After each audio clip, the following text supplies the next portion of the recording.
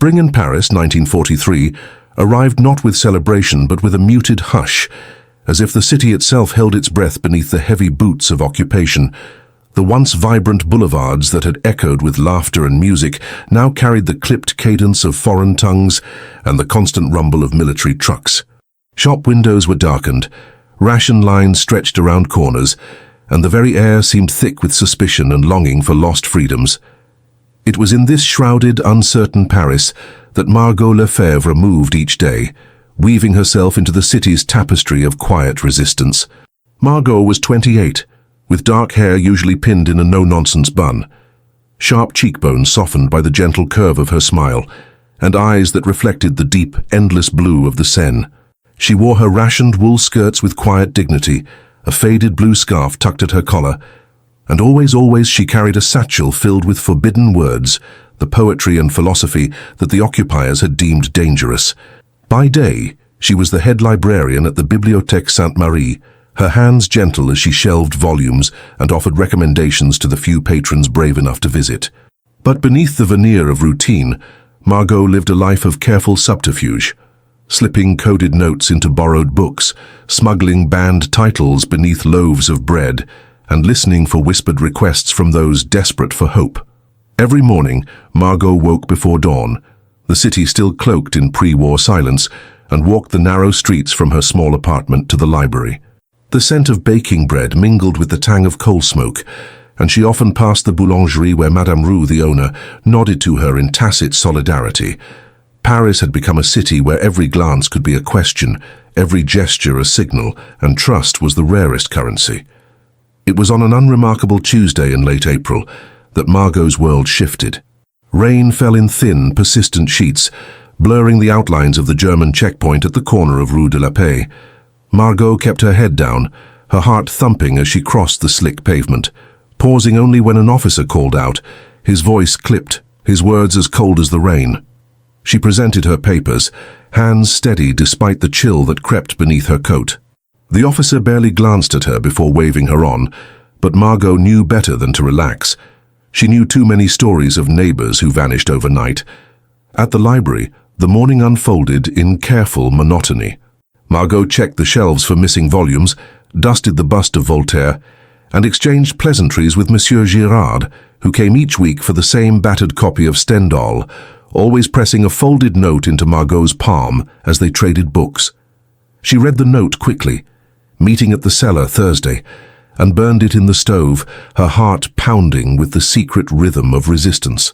That afternoon, as Margaux was cataloguing a stack of returned books behind the grand oak desk, the library's heavy doors creaked open. She looked up, expecting one of the regulars, but instead saw a tall man in an immaculate Wehrmacht uniform, rainwater pooling at his polished boots. His blonde hair was neatly parted, his expression unreadable. He surveyed the room with a practiced eye, noting every detail before approaching the desk. "Bonjour, mademoiselle," he said, his French careful, tinged with a gentle German accent. "I am Oberleutnant Lukas Weiss. I have been assigned to this district and would like to familiarize myself with your literature collection." Margaux's mouth went dry, but her composure did not falter. "Of course, monsieur. Our collection is at your disposal." She offered him a polite, non-committal smile, her mind racing. Every instinct screamed caution. German officers rarely visited the library. When they did, it was seldom for idle curiosity. Lukas surveyed the shelves, his gaze lingering on the rows of books, tracing the gilded spines with a kind of reverence. Margaux watched him from behind her desk, noting the way he paused before the poetry section, fingers hovering above Rimbaud and Apollinaire.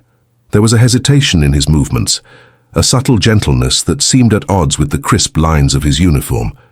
When he chose a volume, he brought it to the desk, holding it with a care that surprised her. "Do you read French poetry, monsieur?" Margaux asked, her voice neutral. He nodded, a slight, almost sheepish tilt to his head. "I studied French at university before the war. My mother loved your poets. She used to read them aloud on Sunday afternoons." There was a pause, as if he regretted sharing this fragment of himself. "May I borrow this?" Margaux nodded, stamping the book and making a note in the ledger. "Of course. Please return it in 2 weeks." Their eyes met for a moment, and Margaux saw something flicker in his gaze. Uncertainty, perhaps, or a loneliness she recognized in herself. Lukas thanked her and left, the door closing behind him with a dull thud that echoed in the quiet library. For days after, Margaux replayed the encounter in her mind. She asked herself why a German officer would seek out poetry, why his voice had trembled ever so slightly when he spoke of his mother. She told herself it was only curiosity, a librarian's instinct to understand her patrons. Yet she could not deny the odd twist in her chest, the way his presence lingered like the aftertaste of bittersweet chocolate. Paris in springtime was a contradiction.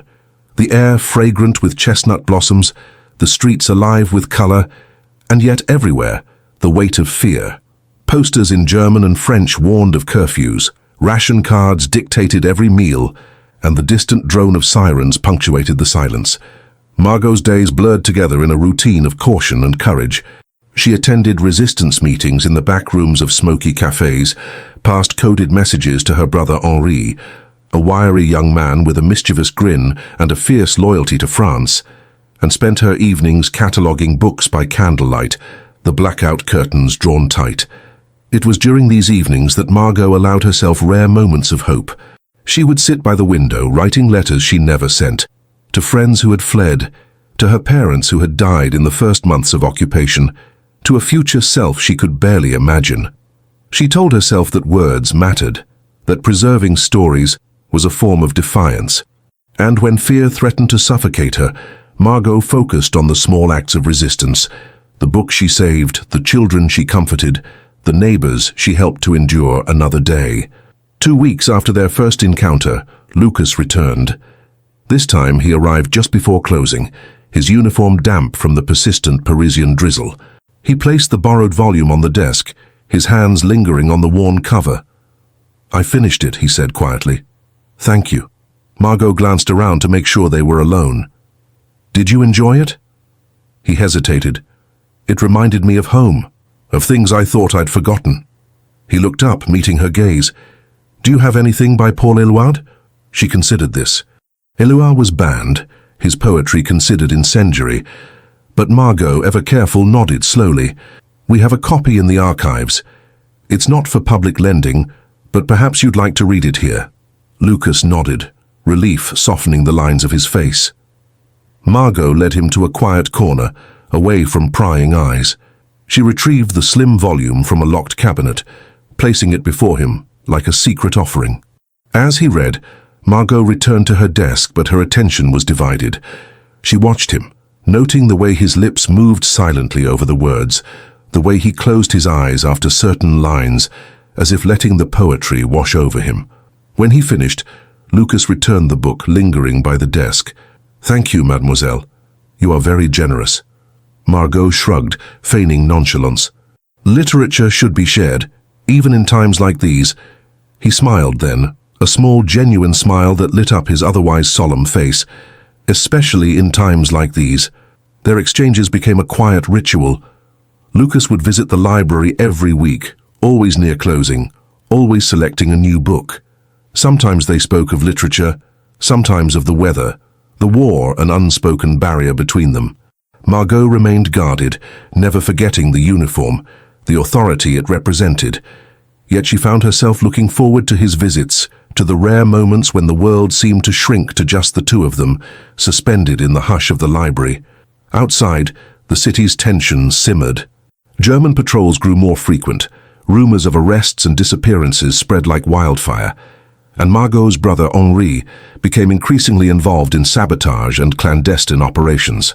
Margaux worried for him, begged him to be careful, but Henri only grinned and reassured her. "We must do what we can, Margaux, for France. For everyone." One afternoon, as Margaux was shelving books, Lukas entered, his face drawn and pale. He asked for a book on French history, but his voice was strained, his eyes darting to the windows. "Is something wrong?" Margaux asked quietly, her hands trembling as she handed him the book. He hesitated, then leaned in, his words barely more than a whisper. "The Gestapo is increasing surveillance. They suspect resistance activity in this district. Please be careful." Margaux's heart pounded. She nodded, her gratitude unspoken but understood.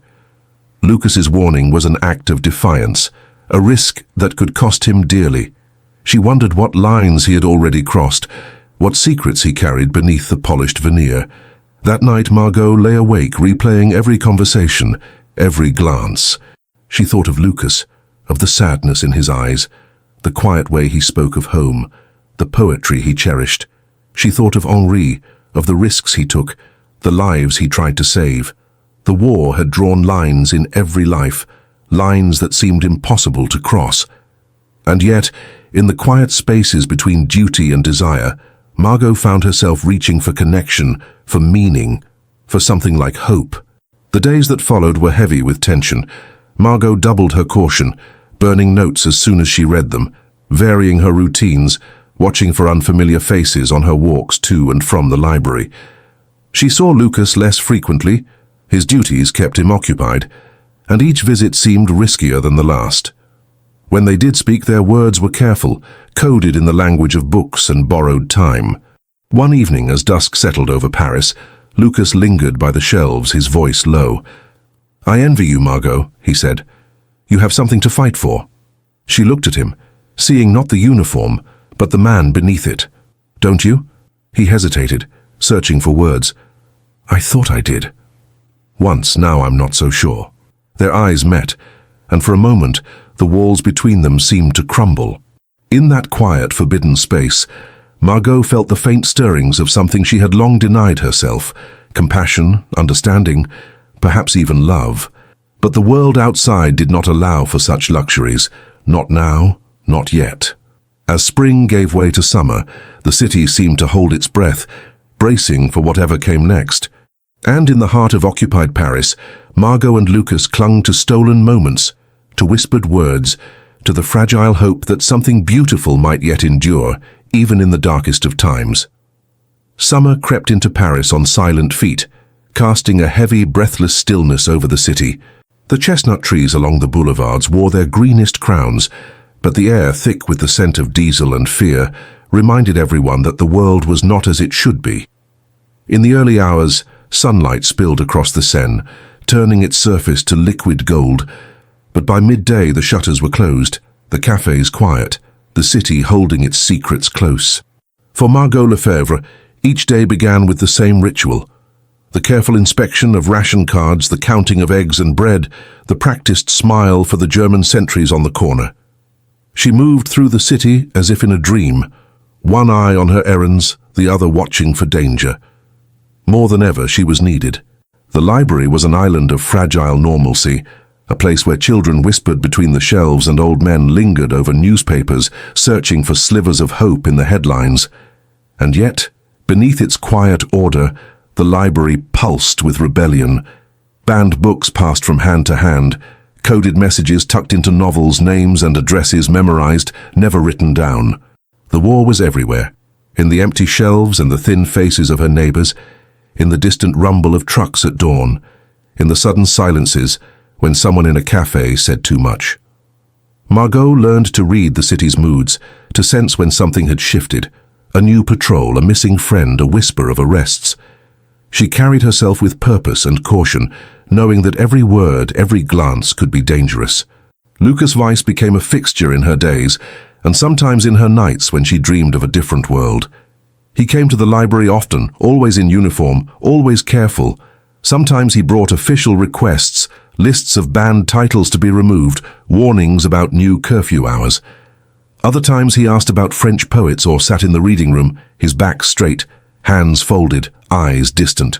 Margaux learned to recognize the tension in his jaw, the way he ran a hand through his hair when he was troubled. They spoke in quiet tones, their conversations laced with meaning. They were always aware of the eyes that watched them: the old woman who swept the steps, the assistant librarian with a talent for gossip, the German soldiers who lingered outside, bored and suspicious. One afternoon, as rain tapped against the library's tall windows, Lukas approached her desk. He placed a thin volume of Baudelaire on the counter, but his voice was low, urgent. "Is there somewhere we can talk?" he asked, not quite meeting her gaze. Margaux hesitated. Behind her, the assistant shelved books with exaggerated care, pretending not to listen. Margaux nodded towards the archives, an alcove crowded with dusty tomes hidden from view. Inside, surrounded by the scent of old paper, Lukas spoke in a whisper. "There's going to be a sweep tonight. The Gestapo. They're looking for resistance members. Your name isn't on the list, but be careful, please." She felt the world tilt beneath her feet. For a moment, she forgot to breathe. "How do you know?" "It doesn't matter," he said. "Just promise me you'll stay home tonight. Tell your brother, too." Margaux's thoughts raced. Henri. She had not seen him for days. He was always vanishing into the shadows, returning with new bruises and darker stories. She nodded, her heart pounding. "Thank you, Lukas." As he turned to go, she touched his arm. Just for a moment, just enough to feel the warmth of his skin beneath the fabric. They did not speak again that day, but when she left the library that evening, she found a single white camellia on the steps, petals glistening with rain. She carried it home, pressing it between the pages of her favorite novel. That night, Paris was restless. Trucks prowled the streets. Boots echoed on the cobblestones. Margaux sat by the window, her hands wrapped around a mug of weak tea, watching for Henri. He slipped in just before curfew, his face drawn, eyes bright with worry. "There are rumors," he whispered. "3 men arrested on the Rue des Martyrs. Someone talked. Margaux." She pressed her lips together, fighting the urge to confess. Should she tell him about Lukas's warning? Would it help? Or would it only put them both in more danger? In the end, she said nothing, only laid her hand on his and squeezed, as if by touch alone she could protect him. Days passed. The city seethed with rumors. Names whispered, doors broken down, friends gone without a trace. Margaux worked as always, but now every knock on the library door made her flinch. Lukas visited less often, and when he did, he seemed thinner, his eyes shadowed. Once, as he handed her a stack of paperwork, he let a slip of paper fall between the pages. Later, in the safety of her tiny kitchen, she unfolded it. "I am sorry for all of this. Please trust that I am trying." She read the note over and over, tears stinging her eyes. What did it mean to trust now? To believe in a man whose uniform made him her enemy, and yet whose kindness had become the thing she waited for each day. Late in July, Margaux's world shifted again. A girl arrived at the library, a child, no more than 8, with wide brown eyes and a battered suitcase. Margaux recognized her at once, Leah, the daughter of a Jewish neighbor who had disappeared weeks before. The girl clung to Margaux's skirt, trembling. "Please," she whispered, "they told me you could help." Margaux's heart twisted. She knew the risks. Aiding Jews was punishable by death, but she also knew what it meant to look into a child's face and see only fear. She hid Leah in the archives that night, bringing her bread and milk and a blanket.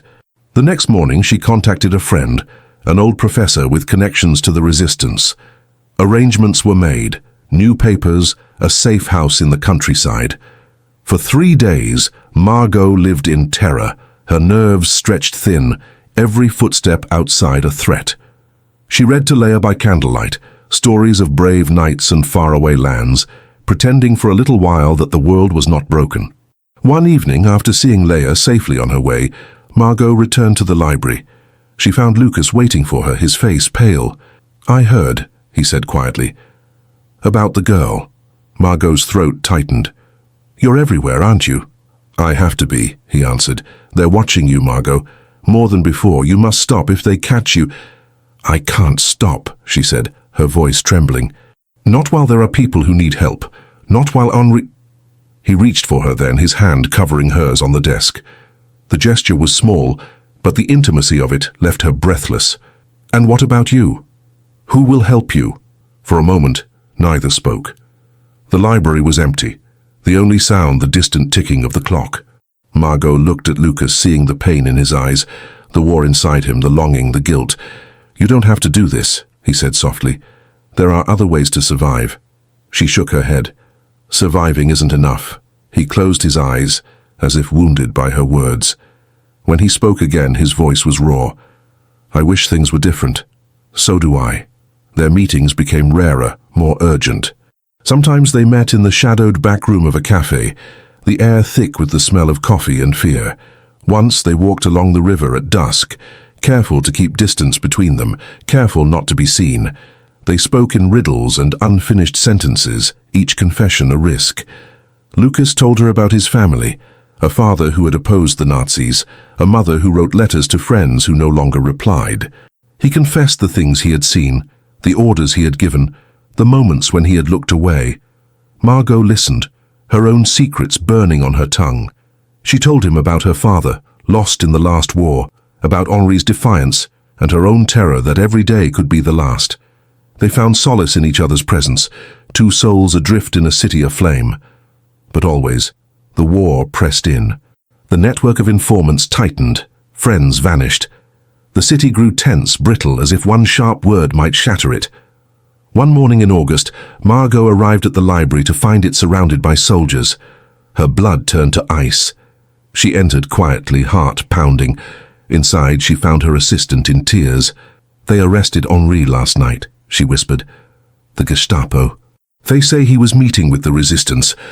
Margaux's world narrowed to a single point of pain. She stumbled into her office, closed the door, pressed her fists to her eyes. Henri, her little brother. What had she done? Had her actions led them to him? The guilt was a physical thing, clawing at her chest. That evening, Lukas found her by the river, her face streaked with tears. He did not speak, only stood beside her silent. After a long time, she spoke. "They took him. Henri. I don't know where. I don't know if he's alive." He nodded, his jaw set. "I'll find out what I can." "It's my fault," she whispered. "If I'd been more careful."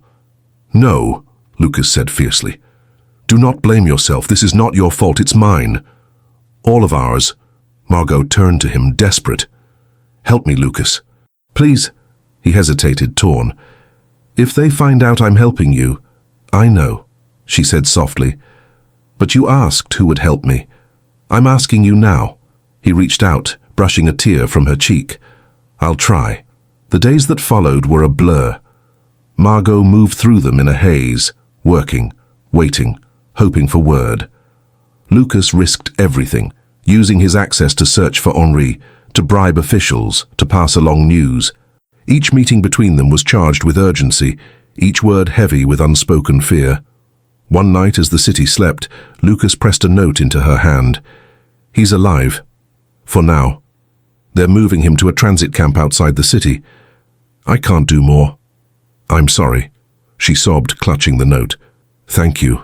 Thank you." He held her, just for a moment, his arms strong and trembling. In that embrace there was everything they could not say, but the danger only grew. One afternoon as Margaux left the library, a man stepped from the shadows. A neighbor, a known collaborator. His eyes were cold. "I know what you're doing, Mademoiselle Lefevre," he hissed. "You think you're clever, but clever girls disappear." Margaux walked away, forcing herself not to run. That night, Lukas came to her apartment, breathless. "They're coming for you," he said. "You have to leave now." She packed in silence, hands shaking. Lukas moved through the rooms, erasing any sign of her. He pressed forged papers into her hand, directions to a safe house. At the door he paused. "I wish I could go with you," he said quietly. "But if I leave, they'll go after my family." She nodded, tears spilling down her cheeks. "I understand." He cupped her face in his hands. "Whatever happens, remember, I loved you. I will always love you." She kissed him then, fiercely, desperately, imprinting his face, his scent in her memory. When she pulled away, she whispered, "I'll find you. When this is over, I'll find you." Outside, the city was dark, the only sound the distant tolling of a bell. Margaux slipped into the night, her heart pounding, the weight of love and loss heavy on her shoulders. She did not look back. The night air in Paris was thick with a hush that felt like morning, that felt. Margaux moved through the labyrinth of shuttered streets, the forged papers Lukas had given her pressed to her chest beneath her coat, his whispered words still echoing in her ears. Every footstep seemed impossibly loud. Every passing figure was a potential threat. She kept to the shadows, heart hammering as she approached the rendezvous point Lukas had mapped for her.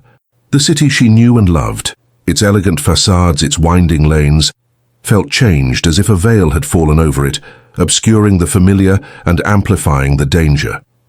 She did not dare look back, fearing she'd see Lukas watching from some hidden window, or worse, that she'd be followed. At the safe house, a weathered farmhouse on the city's edge, a woman with grey-streaked hair welcomed her with wary eyes. "You're late," the woman whispered.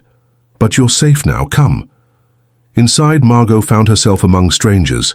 2 young men, a mother and her child, an elderly priest, each bearing the marks of fear and exhaustion, each clutching their own secrets. The world outside the farmhouse seemed to recede as Margaux settled onto a cot in a corner, exhaustion and grief pressing down on her. She closed her eyes, but sleep would not come. Instead, she replayed her final moments with Lukas, the warmth of his hands, the ache in his voice, the taste of their goodbye.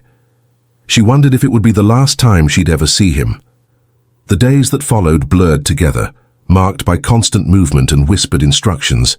The resistance cell with whom she traveled was efficient and wary, guiding her through a network of safe houses and hidden paths leading out of Paris. Sometimes she caught glimpses of herself in cracked mirrors or rain-flecked windows, her hair shorn short for disguise, her eyes hollow but fierce. She thought often of Henri, her brother, whose fate remained uncertain, and of Lukas, whose courage had given her a chance to survive. In the countryside, Margaux found herself in a small village, nestled between fields of wheat and tangled hedgerows. Here, under a new name, she resumed her work with the resistance, copying coded messages, tending to wounded fighters, organizing supplies for those in hiding. Yet every moment was haunted by memories of Lukas. She would wake in the night, heart racing, sure she'd heard the tread of German boots on the road outside, or the distant wail of a siren. Sometimes, in the quiet before dawn, she found herself writing letters she could never send, pouring out all she could not say aloud, her terror, her hope, her longing for the man who had risked everything for her.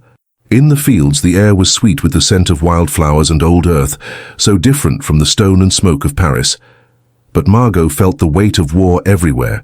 In the rationed bread, the whispered names of the missing, the coded signals passed with a glance. Meanwhile, far from her, Lukas remained trapped in a city growing more volatile by the day. The Gestapo's net drew tighter, and rumors of betrayal sent chills through every barracks and backroom. Lukas walked the boulevards as if on borrowed time, each day more aware of the eyes that followed him, the whispers that grew behind his back. His superiors questioned him about his absences, about the forged documents discovered after a botched raid. He answered carefully, always careful to betray nothing, to give nothing away, not his doubts, not his grief, not the truth of what he had done. The fear was constant, a knot in his chest. But he clung to the memory of Margaux, her laughter in the library, the way sunlight caught in her hair, the fierce determination in her gaze. When the loneliness pressed in on him, he would linger over the books she had once recommended, tracing the lines of her handwriting in the margins. As summer turned to autumn, the air in France shifted. News from the front grew more hopeful. Allied forces advancing in Italy, rumors of an invasion to come. In the village, Margaux and her resistance comrades listened to the crackling broadcasts of the BBC, daring to believe that liberation might be near. Yet the cost of hope was high. Every week brought news of new arrests, new executions. Margaux's heart clenched each time she heard of a raid in Paris, fearing Lukas had been discovered, or worse, that he had been forced to betray others to save himself. One afternoon, as rain fell in silver sheets against the farmhouse windows, a battered courier arrived with word from Paris. Margaux's brother Henri had been liberated in a daring resistance raid from a prison transport. He was alive, though wounded, and sent a message, cryptic but unmistakably for her. "The librarian's light still burns," it read. Margaux wept with relief, clutching the note to her chest. She longed to return to Paris but knew it was too dangerous. Instead, she poured her energy into the work, determined that her brother's survival, and her own, would not be in vain. For Lukas, the months bled together in a haze of anxiety and regret. He learned to move with caution, to speak little, to trust less. Twice he was summoned for questioning by his superiors, forced to account for missing files and unapproved absences. Each time he invented plausible explanations, his heart in his throat. He had heard what happened to those accused of treason. He saw it in the eyes of his colleagues, the sudden disappearances, the empty seats at the officers' mess. That night, He scribbled notes in the margins of his journal, lines of poetry and fragments of memory, as if to anchor himself against the tide of violence and suspicion. Despite the danger, word of Margaux's survival reached him through a circuitous chain of whispers. A coded message slipped into the spine of a book, a phrase exchanged in passing with a trusted clerk. "The nightingale sings in open fields." Lukas read the message over and over, hope flaring in his chest. She was alive. Against all logic, all reason, he allowed himself to believe they might meet again. Then, in the last days of August 1944, Paris erupted. The city trembled with the thunder of artillery and the clatter of tanks as Free French and Allied forces swept through the streets. The tricolour flag unfurled from windows long shuttered, crowds surged into the open, and the city seemed to breathe again after years of suffocation. Margaux, hearing the news, joined a convoy of resistance fighters moving toward the capital. The roads were clogged with refugees, jubilant crowds, the battered remnants of German forces in retreat. The air was electric with hope, and with the ghosts of those who would never see freedom. Paris was a city transformed. Barricades littered the boulevards, the air thick with the scent of gunpowder and crushed flowers. Margaux found her library, battered but standing, its doors flung open to the celebrating crowds. She walked the familiar aisles, running her fingers over the spines of books she'd once risked her life to protect. Everywhere people embraced, strangers, friends, survivors. In the jubilation, Margaux searched for Lukas, her eyes scanning every uniformed figure, every face in the throngs. But there was no sign of him. Days passed. She learned from a former resistance contact that Lukas had been arrested in the chaos of the city's liberation, suspected of aiding the enemy and of subversion against the Reich. He had been taken from his post, interrogated, and then vanished. No one knew if he had escaped, been executed, or was being held in secret by the Allies. The news struck Margaux like a physical blow. Though she had prepared herself for this possibility, the finality of it was unbearable. She wandered the city in a daze, seeing Lukas in every shadow, hearing his voice in the hush of the library at closing.